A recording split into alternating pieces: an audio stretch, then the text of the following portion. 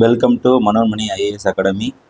27 மே 2026 தினமணி செய்தித்தாளிலிருந்து முக்கிய குறிப்புகளை பார்ப்போம். பிரதமர் மோடியை இன்று விஜய் தமிழ்நாட்டின் முதலமைச்சர் சந்திக்க உள்ளார். தமிழ்நாடு தில்லியில் இவர் 10 மணி அளவில் தமிழ்நாட்டிலிருந்து கிளம்பி டெல்லிக்கு போவார். தில்லியில் பார்த்தீங்கன்னாக்கா தமிழ்நாடு அரசு விருந்தினர் மாளிகைக்கு செல்வார். சம்பிரதாயப்படி பார்த்தீங்கன்னாக்கா நம்ம தமிழ்நாட்டில் இருக்கிற போலீஸ் தில்லி சிகார் சிறையில் பாதுகாப்பு படையில் இருக்கிறாங்களே அவங்க மூலிமா பார்த்தீங்கன்னாக்கா சிறப்பு வரவேற்புக்காக தமிழ்நாடு காவல்துறை சிறப்பு படையணி சார்பில் சம்பிரதாயப்படி அணிவகுப்பு மரியாதை செலுத்துவார்கள். மேலும் பார்த்தீங்கன்னா தமிழ்நாடு முதலமைச்சர் காங்கிரஸ் தலைவர் மல்லிகார்ஜுன கார்கே, மூத்த தலைவர் சோனியா காந்தி, எதிர்கட்சி தலைவர் ராகுல் காந்தி சந்திக்க உள்ளார். மேலும் தில்லி ஜவஹர்லால் நேரு பல்கலைக்கழகத்தில் திருவள்ளுவர் சிலை திறப்பதாக கூறப்படுகிறது.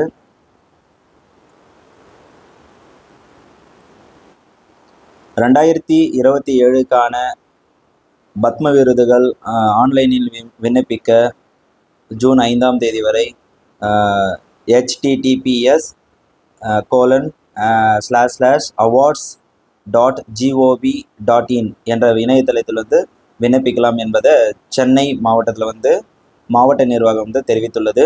இதன் பிரகாரம் இந்த பத்ம விருதுகள் யாருக்கெல்லாம் வழங்கப்படுகிறது? ஸோ இந்தியாவின் உயர்ந்த 2வது, 3வது, 4வது விருதுகள் வழங்குவதற்கான விண்ணப்பங்கள் ஆன்லைனில் விண்ணப்பிக்கலாம். அதாவது உயர்ந்த விருது அப்படின்னு பார்த்தீங்கன்னா பாரத ரத்னா, அதுக்கடுத்து 2வதாக இருப்பது பத்ம விபூஷன், 3வது பார்த்தீங்கன்னா பத்மபூஷன், 4வது பத்மஸ்ரீ. ஸோ இந்த பத்ம விருதுகள் அப்படின்னு பார்த்தீங்கன்னாக்கா கலை, இலக்கியம், கல்வி, விளையாட்டு, மருத்துவம், சமூக பணி, அறிவியல் மற்றும் பொறியியல், பொது நிர்வாகம், சிவில் சேவை, வர்த்தகம் மற்றும் தொழில்துறைகளில் சிறந்த மற்றும் அளப்பரிய சாதனைகள் அல்லது சேவைகள் புரிந்தவர்களுக்கு இந்தியாவின் உயரிய விருதுகளான பத்ம விபூஷன், பத்மபூஷன், பத்மஸ்ரீ விருதுகள் வழங்கப்படுகின்றன. இது இந்தியாவின் குடியரசுத் தலைவர் வழங்குவார். ஆண்டுதோறும் பார்த்தீங்கன்னாக்கா குடியரசு தினத்தன்று ஜனவரி 26 இந்த விருதுகள் வழங்கப்படும் என்பது குறிப்பிடத்தக்கது. ஸோ இதற்கான விண்ணப்பம் ஜூன் 5 வரை உள்ளது. நாம் சொன்ன சில துறைகளில் சிறந்த பணிபுரியவர்களாக இருந்தார்கள் என்றால் நீங்கள் அந்த விண்ணப்பத்திற்கு விண்ணப்பிக்கலாம். வீட்டு வசதி மற்றும் நகர்ப்புற வளர்ச்சித்துறை அமைச்சர் ப. ராஜ்குமார், தமிழ்நாடு மதுவிலக்கு மற்றும் ஆயத்தீர்வைத்துறை அமைச்சர் க. விக்னேஷ். அதாவது ஒரு சின்ன குழந்தைக்கு 3 வயது குழந்தைக்கு பார்த்தீங்கன்னாக்கா பிறக்கும் போதே பார்த்தீங்கன்னா சிறுநீர் 2 சிறுநீரில் சிறுநீர் பை ஒரு சிறுநீர் பை வேலை செய்யாமல் போனதுனால அந்த அந்த சிறுநீர் வேலை செய்யறத டைரெக்டாக பார்த்தீங்கன்னா உடல் உறுப்பில் கலந்துருது அப்படின்றதுக்காக, சிறுநீர் உடல் உறுப்பில் கலந்துருது அப்படின்றதுக்காக அறுவை சிகிச்சைக்காக மேற்கொள்ளப்பட்டது. இதில் பார்த்தீங்கன்னாக்கா இந்த குழந்தைக்கு பார்த்தீங்கன்னா இடது சிறுநீரகம் செயல்படவில்லை என்பதும் அதன் விளைவாக அதிலிருந்து சிறுநீர் பைக்கு செல்ல வேண்டிய சிறுநீர் நேரடியாக பிறப்புறுப்புக்குள் சேகரமாவதும் தெரிய வந்தது. அப்போது அந்த நீர் பிறப்புறுப்புல சேருது அப்படின்றத கண்டுபிடிச்சிருக்காங்க. இதுக்கு பார்த்தீங்கன்னாக்கா ஒரு தீர்வுக்காக ரோபோட்டிக் நுட்பத்தில் நுண்துளையிட்டு பாதிக்கப்பட்ட சிறுநீரகம் மற்றும் யூரித்ரான்றது சிறுநீர் பாதை, அதுதான் யூரித்ரான்னு சொல்லுவோம். சிறுநீர் பாதை ஆகியவை துல்லியமாக அதை அகற்றப்பட்டது. 1 மணி நேரம் மேற்கொள்ளப்பட்ட இந்த சிகிச்சையில் அதிக இரத்தப்போக்கோ இடர் வாய்ப்புகளோ இல்லை. இப்போ நீங்கள் பார்த்தீங்கன்னாக்கா சில மாதங்களாகவோ சில நாட்களாகவோ பார்த்தீங்கன்னாக்கா இந்த ரோபோட்டிக் சிகிச்சை அப்படின்றது பார்த்தீங்கன்னா பரவலாக பயன்படுத்துகிறாங்க. இது சிறுநீரக அறுவை சிகிச்சைக்கு மட்டும் இல்லை, பலவிதமான அறுவை சிகிச்சைக்கு இன்னைக்கு ரோபோட்டிக் முறையில் தான் பயன்படுத்துகிறாங்க. இதனால் அதிகமாக ரத்தப்போக்கு ஏற்படாது, இடர் வாய்ப்புகளும் ஏற்படாதுன்றதை குறிப்பிட்டிருக்காங்க. பிளட்டு டொனேஷன், பிளட்டு நிறைய தேவைப்படுன்ற காரணத்தினால இந்த ரோபோட்டிக் அறுவை சிகிச்சை மிக சிறந்ததாக கூறப்படுகிறது. புதுதில்லியில் உலகளாவிய வளர்ச்சிக்கு முக்கிய தூண்டுகோலாக இந்தோ பசிபிக் இருப்பது அவசியம். ஸோ பெருங்கடல். ஸோ இந்தோ பசிபிக் பார்த்தீங்கன்னாக்கா இந்தோ பசிபிக் பிராந்தியத்தில் இருப்பது அவசியம் என இந்திய வெளியுறவு அமைச்சர் ஜெய்சங்கர் செவ்வாய்க்கிழமை தெரிவித்துள்ளார். அதாவது வளர்ச்சிக்கு வந்து என்னது, இந்த பகுதியில் நிறைய கிட்டத்தட்ட 60% பணிகள் வந்து பார்த்தீங்கன்னாக்கா பல நாடுகளுக்கு கொள்முதல் செய்வது இங்கிருந்து விற்பது என அனைத்து பொருட்களும் இந்த இந்தோ பசிபிக் பகுதியில் தான் நடைபெறுகிறது. அதனை காரணம் கொண்டு இங்கு பாதுகாப்பான முறையில் அனைத்துமே சேவை செய்ய வேண்டும் என்பதற்காக இந்த இந்தோ பசிபிக் அமைப்பு வந்து செயல்படுது. இதுக்கு வந்து பார்த்தீங்கன்னா தில்லியில் தொடங்கிய குவாட் அப்படின்னா QUAD அப்படின்னு சொல்லுவாங்க. இந்த QUAD குவாட்னா குவாட்ரிலேட்ரல் செக்யூரிட்டி டைலாக் அப்படின்னு சொல்லுவாங்க. இது என்ன பின்னாடி பார்ப்போம். ஃபர்ஸ்ட் வந்து இந்த குவாட் கூட்டமைப்பு வந்து பார்த்தீங்கன்னாக்கா இதனுடைய உறுப்பினர்கள் அப்படின்னு பார்த்தீங்கன்னா இந்தியா, அமெரிக்கா, ஆஸ்திரேலியா, ஜப்பான் இதனுடைய உறுப்பினர்கள். வெளியுறவு அமைச்சர்கள் ஆலோசனை கூட்டத்துக்கு தலைமை தாங்கியவர் அவர் என்று இவ்வாறு தெரிவித்தார். இந்த ஆலோசனை கூட்டத்தில் அமெரிக்க வெளியுறவு அமைச்சர் மார்கோ ரூபியோ, ஆஸ்திரேலிய வெளியுறவு அமைச்சர் பென்னி வாங், ஜப்பான் வெளியுறவு அமைச்சர் டோஷிமிட்சு மோடெகி ஆகியோர் பங்கேற்றனர். இந்தோ பசிபிக் பிராந்தியத்தை வலுப்படுத்துவதே குவாட் கூட்டமைப்பின் நோக்கம். என்னது, அந்த பிராந்தியத்தை வந்து வலுப்படுத்தணும் அப்படின்றது தான் என்னன்னா இந்த சுதந்திரமான இந்தோ பசிபிக் அப்படின்ற கான்செப்டை வந்து இங்க செயல்படுத்தணுன்றத சொல்லியிருக்காங்க. கடல்சார் ஜனநாயகங்கள், பன்முக சமூகங்கள் மற்றும் பெரும் பொருளாதார சந்தைகளை கொண்ட நாம் இந்தோ பசிபிக், அதாவது கடல்சார் ஜனநாயகங்கள், பன்முக சமூகங்கள் மற்றும் பெரும் பொருளாதார சந்தைகளை கொண்ட நாம் இந்தோ பசிபிக் பிராந்தியம் சுதந்திரமாக இயங்குவதை உறுதி செய்ய வேண்டும். உலகளாவிய வளர்ச்சி மற்றும் ஸ்திரத்தன்மைக்கு முக்கிய தூண்டுகோலாக இந்தோ பசிபிக் திகழ வேண்டும் என்பதை குறிப்பிட்டிருக்காங்க இந்த 4 உறுப்பு நாடுகளும் சேர்ந்த குவாட் அமைப்பு. ஸோ வந்து இந்தோ பசிபிக் பிராந்தியத்தில் கண்காணிப்பை தீவிரப்படுத்த அந்த 4 உறுப்பு நாடுகளும் ஒரு முடிவு சேர்ந்திருக்காங்க. அது என்ன முடிவுனா கடல்சார் கண்காணிப்பு முன்னெடுப்பை வந்து இந்த 4 நாடுகளும் சேர்ந்து முன்னெடுத்துள்ளார்கள். ஸோ வந்து பார்த்தீங்கன்னாக்கா இந்த குவாட்னா என்ன? ஸோ குவாடில் வந்து பார்த்தோன்னா எந்தெந்த நாடுகள் உறுப்பு நாடுகள் பார்த்தீங்கன்னா India, America, Australia, Japan. So இந்த குவாடுனா என்னன்னாக்கா குவாட்ரிலேட்ரல் செக்யூரிட்டி டைலாக் நாற்கர பாதுகாப்பு பேச்சுவார்த்தை ஆகும். இது இந்தியா, அமெரிக்கா, ஆஸ்திரேலியா, ஜப்பான் ஆகிய 4 நாடுகள் இணைந்து உருவாக்கியுள்ள ஒரு முறைசாரா ராஜதந்திர மற்றும் மூலோபாய கூட்டமைப்பாகும். இந்த கூட்டமைப்போட நோக்கம் என்னன்னா இந்தோ பசிபிக் பிராந்தியத்தில் சுதந்திரமான, திறந்த மற்றும் அமைதியான சூழலை உறுதி செய்வதே இந்த அமைப்பின் முக்கிய நோக்கமாகும். வரலாற்று பின்னணி இது முதல்ல வந்து பார்த்தீங்கன்னாக்கா 2007 ஜப்பான் பிரதமர் ஷின்ஜோ அபேவின் முயற்சியால் இந்த அமைப்பு முதலில் உருவாக்கப்பட்டது. அதுக்கப்புறம் பார்த்தீங்கன்னா 2008 2016 வரைக்கும் இதை செயலிழந்துருச்சு அப்படின்னு சொல்லியிருக்கிறாங்க. எதனாலன்னா சில ராஜதந்திர காரணங்களால் மற்றும் ஆஸ்திரேலியா வந்து விலகிட்டாங்க. அப்போ ஆஸ்திரேலியா விலகியதால் இக்கூட்டணி தற்காலிகமாக செயலிழந்து நின்றது.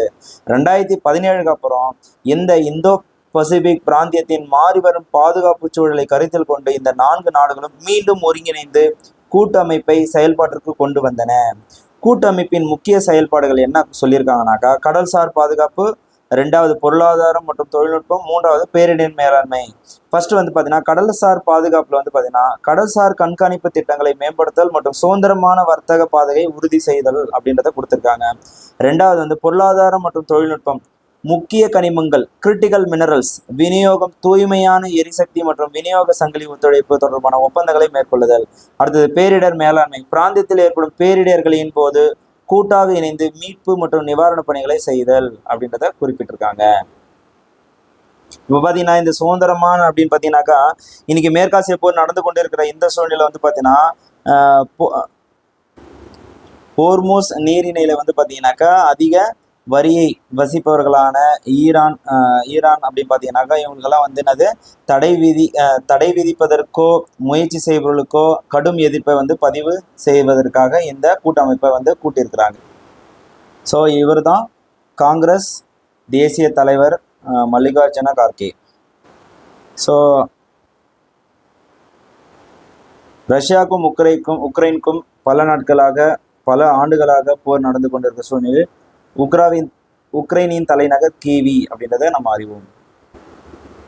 உலகளாவிய பங்குச்சந்தை மதிப்பு தைவான் வந்து இந்தியாவை விட என்னது ஒரு படி முன்னாடி போய் 4ஆம் இடத்தை பிடித்து கொண்டது அப்படின்றத கொடுத்துருக்குறாங்க. இது வந்து பார்த்தீங்கன்னாக்கா யாரோடைய தரவுகளின் படி பார்த்தீங்கன்னா ப்ளூம்பெர்க் தரவுகளின்படி மொத்த பங்குச்சந்தை மூலதன மதிப்பில் ப்ளூம்பெர்க் தரவுகளின்படி இந்தியா வந்து பார்த்தீங்கன்னாக்கா 5வது இடத்திற்கு தள்ளப்பட்டது.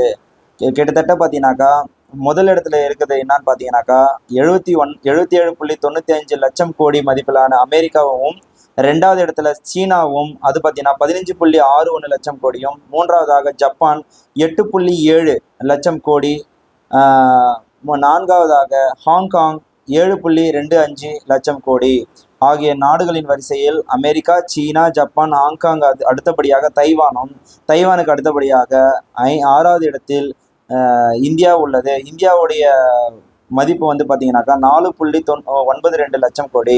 அப்போ தைவான் வந்து பார்த்தீங்கன்னாக்கா 4.95 லட்சம் கோடி வந்து எடுத்து ஒரு படி முன்னேறி இருக்கிறார்கள் அப்படின்றத குறிப்பிட்டிருக்கார்கள். இதற்கு காரணம் பார்த்தீங்கன்னாக்கா இந்த சிப் தயாரிப்பு நிறுவனமான அந்த நாட்டுடைய சிப் தயாரிப்பு நிறுவனம் வந்து பார்த்தீங்கன்னா கிட்டத்தட்ட 42% பங்கு வந்து அந்த நாட்டுக்கு வந்து கொடுத்துருக்கு. அதுக்கு தான் இதுக்கு முதல் காரணம் அப்படின்றத கொடுத்துருக்குறாங்க. இப்போ சிப்பு தயாரிப்பு நிறுவனமான டிஎஸ்எம்சி முக்கிய காரணம் கொடுத்துருக்குறாங்க. ஏஐ தொழில்நுட்ப அலையால் செமி கண்டக்டர் சிப்களுக்கு காண உலகளாவிய அதிகபட்ச தேவையை தொடர்ந்து இந்நிறுவனத்தின் பங்குகள் நடப்பு ஆண்டில் மட்டும் 49% மேல் உயர்ந்துள்ளது. தைவானின் ஒட்டுமொத்த சந்தை குறியீட்டில் இந்த நிறுவனம் மட்டுமே சுமார் 42% பங்கை வந்து கொடுத்துள்ளது என்பதை குறிப்பிட்டுள்ளார்கள். இந்தியாவின் ஒட்டுமொத்த பொருளாதார மதிப்பு சுமார் 4.15 லட்சம் கோடி டாலராக உள்ளது. எதுக்காக? அதாவது பங்கு சந்தை மூலதனத்தில் தைவான் முன்னிலை பெற்றிருக்கலாம், ஆனால் பொருளாதார அளவில் இந்தியா அதை விட பல மடங்கு பெரிய நாடாக திகழ்கிறது என்பதை இந்த இடத்துல குறிப்பிட்டிருக்காங்க. அதாவது பங்குச்சந்தையில் வேணா என்னது பங்குச்சந்தை மூலதளத்தில் வேணா வந்து தைவான் வந்து முன்னிலை பெற்றிருந்தாலும் பொருளாதார அளவில் வந்து இந்தியா வந்து பல மடங்கு பெரிய நாடாக திகழ்கிறது. அதாவது வந்து நம்மளுடைய அந்த மதிப்புன்னு பார்த்தீங்கன்னாக்கா 4.15 லட்சம் கோடி டாலராக உள்ளது. அதனால் தைவானின் பொருளாதார மதிப்பு கணக்கு பண்ணும்போது 97,700 கோடி டாலர் மட்டுமே ஆகும்ன்றதை குறிப்பிட்டிருக்காங்க. ஸோ நிலக்கரி உற்பத்தியில் இந்தியாவிற்கு சுமார் 80% பெற்றுத்தரக்கூடிய அரசுக்கு சொந்தமான கோல் இந்தியா நிறுவனம், அதை பற்றி பார்ப்போம். கோல் இந்தியா லிமிடெட் CIL என்பது இந்திய அரசின் நிலக்கரி அமைச்சகத்தின் கீழ் இயங்கும் ஒரு பொதுத்துறை நிறுவனமாகும்.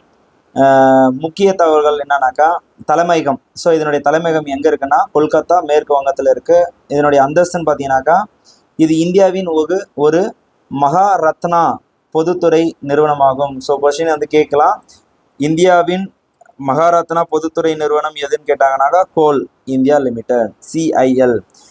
முக்கியத்துவம் என்னன்னாக்கா இது உலகிலேயே மிகப்பெரிய நிலக்கரி உற்பத்தி நிறுவனங்களில் ஒன்றாகும். இந்தியாவின் மொத்த நிலக்கரி உற்பத்தியில் சுமார் 80% பங்களிப்பை இந்நிறுவனமே வழங்குகிறது. இன்றைய முக்கிய குறிப்பு முடிவடைந்து விட்டது. தங்களுடைய நண்பர்கள், உறவினர்களுக்கு இவ்வீடியோவினை ஷேர் செய்யவும், சப்ஸ்கிரைப் செய்யவும். TNPSC UPSC தகவல் படிப்பதற்கு தேவையான தகவல்களை நான் தினமும் வழங்குகிறோம். ஏதேனும் உங்களுக்கு சந்தேகம் இருந்தால் 9626994125 என்ற நம்பருக்கு கால் செய்யவும் அல்லது மெசேஜ் செய்யவும் உங்களுக்கு உடனுக்குடன் தகவலை அனுப்பப்படும். நன்றி.